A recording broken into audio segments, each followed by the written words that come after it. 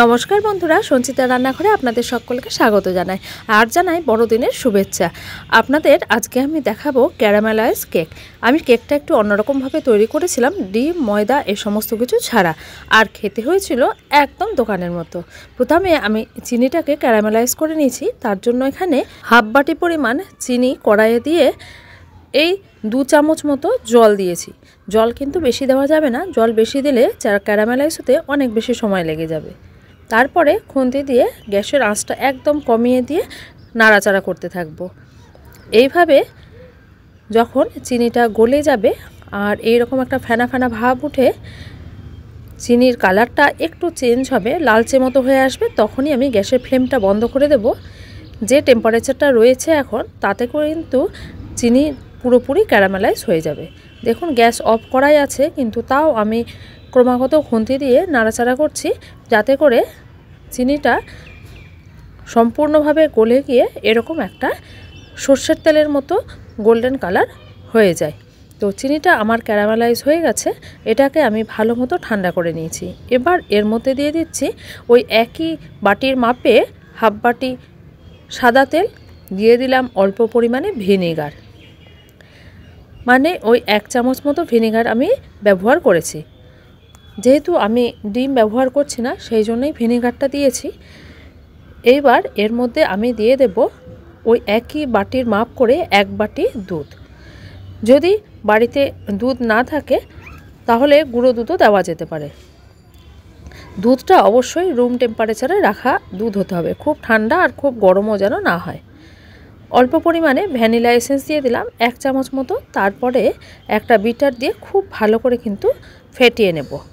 যেহেতু তেল দেওয়া রয়েছে, তেল যেহেতু মিক্সড হয় না, সেই জন্য একটু ছাড়ো ছাড়ো ভাব থাকবে। এইবার এখানে হাফ চামচ মতো বেকিং পাউডার আর 1/4 চামচ বেকিং সোডা দিয়ে আবারও খুব ভালো করে ফেটিয়ে নেব যতক্ষণ না এটা একটা স্মুথ আকার ধারণ করছে। এইবার একটা চালুনি নিয়ে নিলাম ওই একই বাটির মাপের হাফ বাটি পরিমাণ চিনি।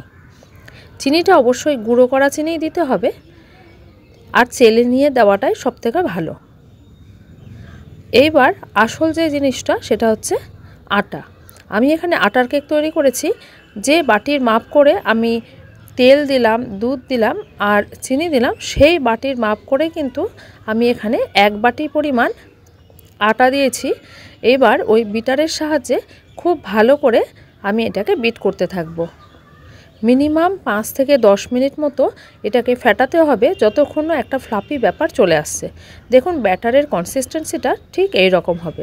এবার এটাকে অবশ্যই কিন্তু 10 মিনিট মতো রেস্টিংয়ে রেখে আবারও একবার ফেটিয়ে নিতে হবে।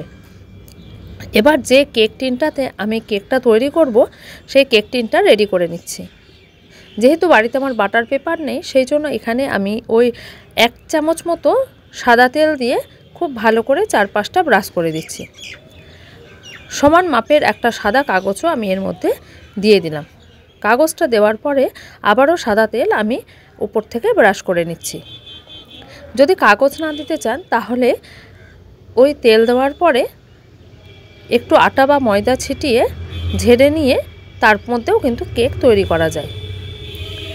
পেপারটা দেওয়ার পরে উপর থেকে তেল ব্রাশ করে নিয়েছি। এবার যে ব্যাটারটা তৈরি করে রেখেছিলাম সেটাকে আবার একটু ভালো করে ফেটিয়ে নিয়ে এর মধ্যে দিয়ে দিলাম। ব্যাটারটা ভালো করে যখন দিয়ে দেওয়া হবে তখন একটু হাত দিয়ে এইভাবে থুপে নেব, মানে ভেতরে যদি কোনো বাতাস থাকে তাহলে বাবেলস আকারে সেটা বের হয়ে যাবে। এবার আমি যেহেতু গ্যাসের চুলাতেই আমি কেকটা তৈরি করব, তো কড়াই গরম করে এখানে আমি কিছুটা লবণ দিয়ে দিয়েছি।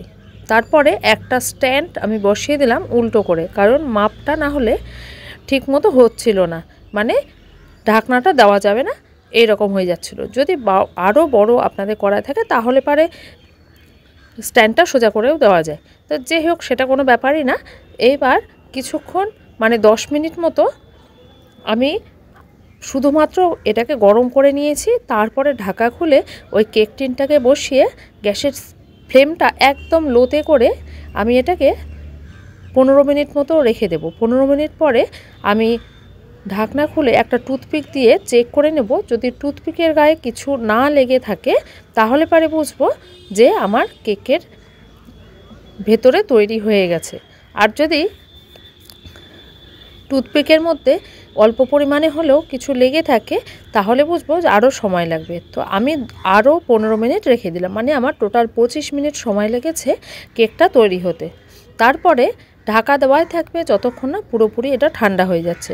সম্পূর্ণভাবে ভালোভাবে যখন ঠান্ডা হয়ে যাবে তখন এটাকে একটা থালা দিয়ে উপর উল্টে নেব।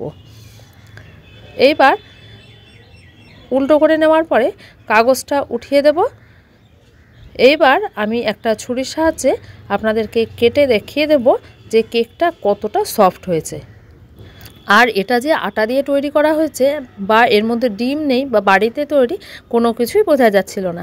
ভীষণই সুস্বাদু হয়েছিল। আর এটা কিন্তু খুবই হেলদি, কারণ এর মধ্যে ময়দা নেই। তো আপনারা বাড়িতে এইভাবে তৈরি করে অবশ্যই খেতে পারবেন, বা এটাকে অন্তত 7 দিন পর্যন্ত এইভাবে রেখেও দিতে পারবেন। বাড়িতে বাচ্চা থাকলে এইভাবে মাঝে মাঝে বানিয়ে কিন্তু টিফিনেও দিয়ে দেওয়া যেতে পারে, তাতে করে ওরাও বেশ খুশি হবে। সকলে সুস্থ থাকবেন, ভালো থাকবেন, ধন্যবাদ।